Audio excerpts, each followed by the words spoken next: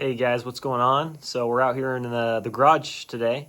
Again, I'm excited. I just got some molds from this guy. His company's called Moose Ridge Molds. They're soft plastic molds that are made out of this material called blue goo, and it's basically like 3D printer resin, I suppose, or plastic, something similar like that. But it's heat resistance. They're about 20 bucks a pop, I think. And I got a couple Pyrex dishes, a microwave for also 20 bucks off Facebook Marketplace, and we're gonna melt down some of our own baits. I've been saving my soft plastics for a couple trips now, so we have a decent amount of stuff, and we're gonna, re-pour them into some new stuff and try and go out and catch some fish on them. So stay tuned for that, and I'm excited.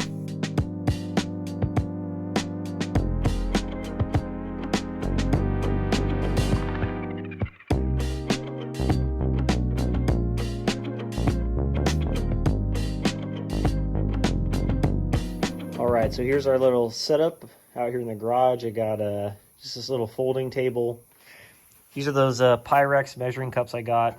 The reason you want these is they're just glass, and they're not gonna, get weird or whatnot. And obviously you want to buy some designated ones so you're not using your, kitchen ones or whatnot. This thing's kind of hilarious. I got this for 20 bucks. I'm not super old. The lady told me when I bought this a microwave was older than me. So here are some baits. I just cut up, honestly, like just all the worms I had that were all tattered and destroyed. I just kind of cut them up into pieces, put them in all these kind of separate piles depending on the color. We're gonna melt those down and pour those into some baits. These are the molds here. They have just like a little stamp on them for his company.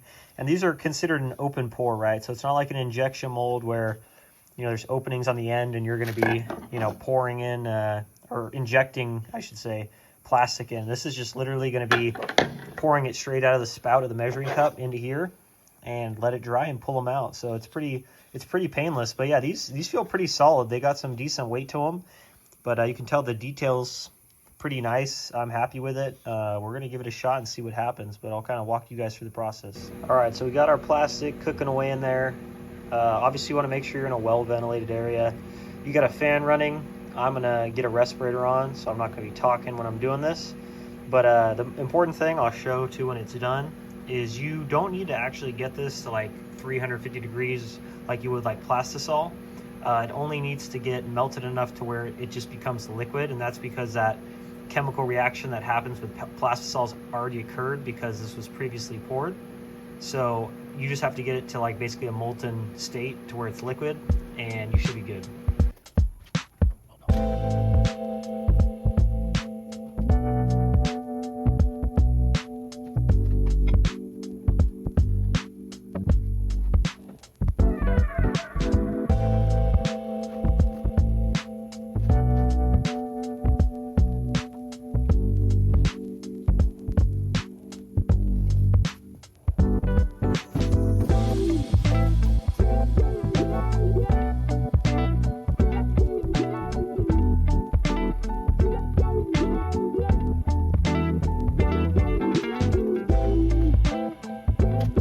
Alright, so we got our first couple pours done.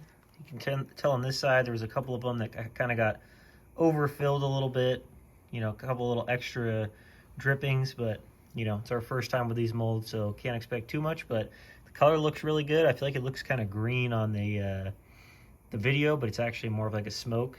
But the next step, I'm going to throw these in like kind of a water bath. Then we're going to lay them out straight to dry. I have this little slab of I don't know if it's aluminum or steel that my buddy gave me, but I'll put them on these to cool off. So you can see this this Reaper mold was almost a perfect pour. I mean, those look awesome. This Robo Worm was a little messy. This one's actually pretty hard, I'm not gonna lie. It's just such a small area together that actually pouring in that funnel consistently is pretty difficult. So we'll keep giving it a shot and see if we can do a little bit better job next time. All right, so you can kind of just come in here with your finger and peel this guy out. This little Reaper. I have a little bath. Throw them in there. Take a couple of them out. Toss them in. And this just kind of helps them kind of cool off the rest of the way before you move them over to the board. I'll show you that here. And then you come over to this board, and I got everything just laid out. You want to kind of do it as straight as you can, because they're going to be sitting here for about 24 to 48 hours just to kind of cure up. And then for these guys that I kind of did a crappy job on, honestly, if you don't like one, grab it, throw it back in, do it again. And then for some of the ones where it doesn't look too bad, I'll just peel those guys out and then toss them in. And then you can kind of like, they call this like flashing. You can kind of just pick that off with your finger. So it doesn't have to be perfect, but you know, it helps when it's nice and pretty like these ones. So we'll keep on seeing how it goes. So one more quick thing I wanted to cover with this.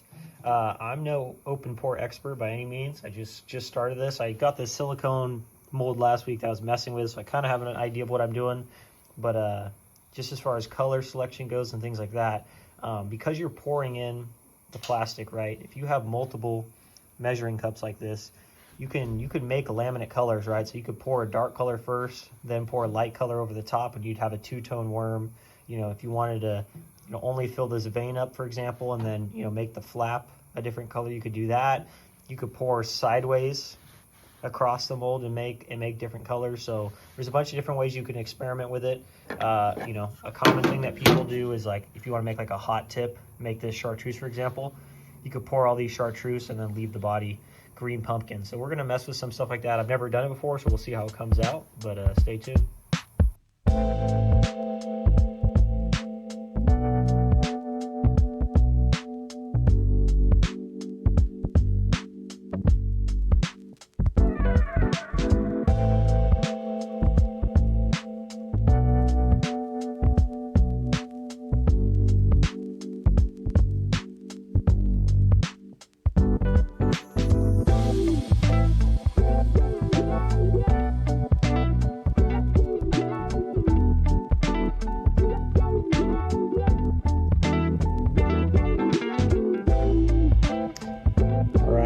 Check them out.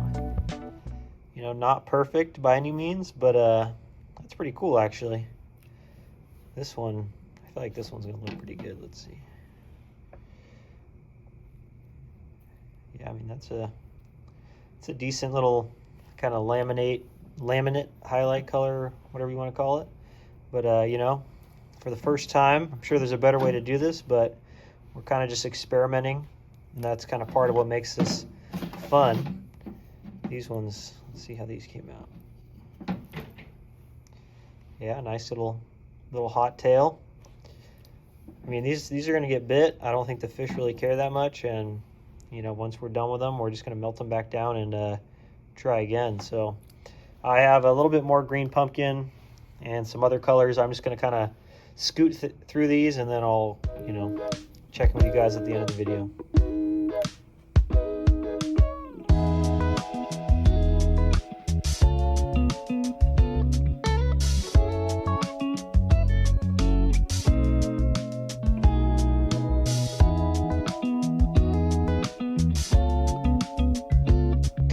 All right, guys, so we're just about finishing up out here. I thought I'd go over just some of the colors,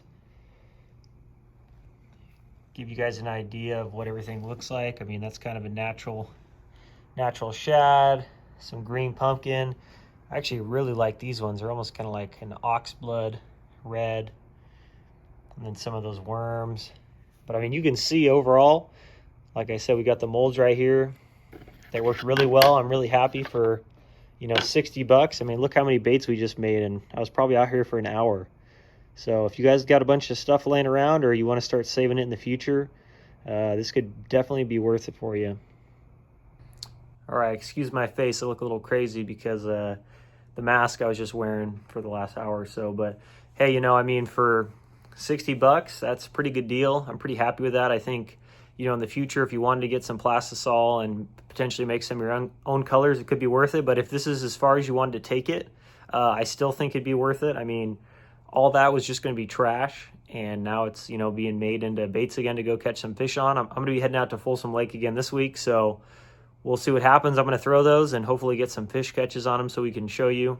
I'm mostly excited about the Reapers just because those aren't as common anymore. People aren't throwing them, but those used to be like the worm to throw. So or the bait to throw. So I'm gonna start trying to throw this spring and just give the fish something different to look at, and that's what a lot of this is about. I mean, a lot of those colors are just a mix of a bunch of random stuff, and they actually look pretty good. So, you know, we're gonna give it a shot. Like, comment, subscribe if you guys like the garage videos. They're fun to make, and I'm gonna do some more porn stuff in the future.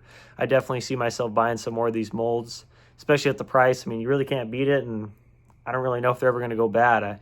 You know, the silicone one, I can see that ripping, but these are rock solid, so I think we're gonna get a lot of pores out of them. So, all right, see you guys in the next one.